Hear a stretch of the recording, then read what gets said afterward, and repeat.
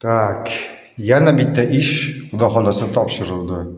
Unitas installyatsiya mana tepagacha bu shkafni joyi, tepada shkaf bo'ladi. Tepa natijnoy patolog.